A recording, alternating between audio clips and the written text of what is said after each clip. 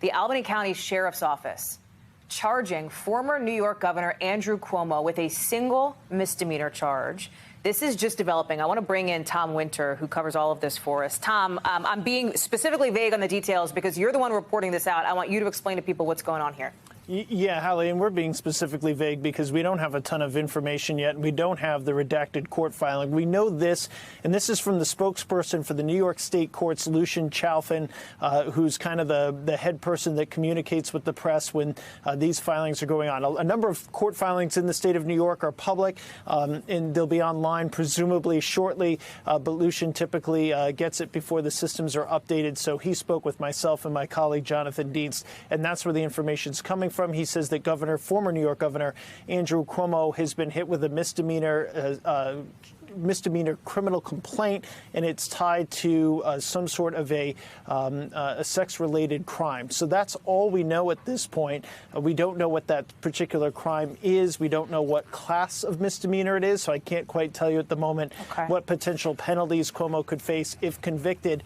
There is a bit of an asterisk here, Hallie, and that is the Albany Times-Union says that this filing was made in error, and they quote the attorney for the victim, but it's a little unclear what that error is, and it's not clear whether the error is with the filing itself. So in other words, was something not redacted or was something not handled with respect to the victim correctly in the filing, but in fact, the criminal charges are still going to stand, and at some point we'll get redacted paperwork and I'll be able to share more with you?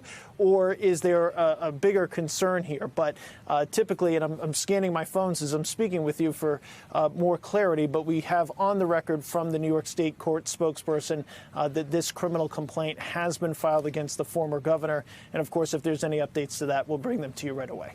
So, Tom, I just want to be very clear on this. Misdemeanor, we know that based on your reporting, correct? And then when you talk about a criminal complaint, what does that mean? What is that process?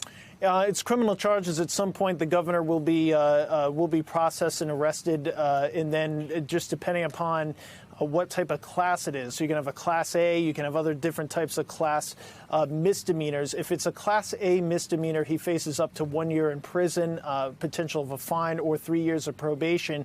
If it is a Class A misdemeanor that I'm thinking it could be based on what we know on this particular investigation that was being led by the Albany County Sheriff's Office, it is unlikely that the governor would have to register as a sex offender just because of New York state law.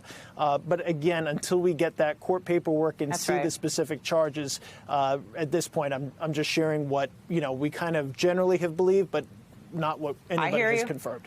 I know we only have a couple seconds left here in Showtime. I just want to be clear. You cited a report from a local Albany paper, right, saying that there was some kind of error in the filing, at least based on what this paper said. I just want to be clear here because that could, if we learn more about that in the next little bit, that might change the discussion, right?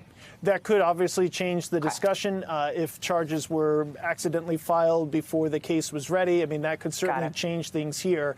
But as far as we know from the spokesperson on the record, that's why we feel comfortable speaking about it, that they say that these charges have in fact been filed. And, like I said, as soon as we get the appropriate information in the court paperwork itself, we'll be able to share more.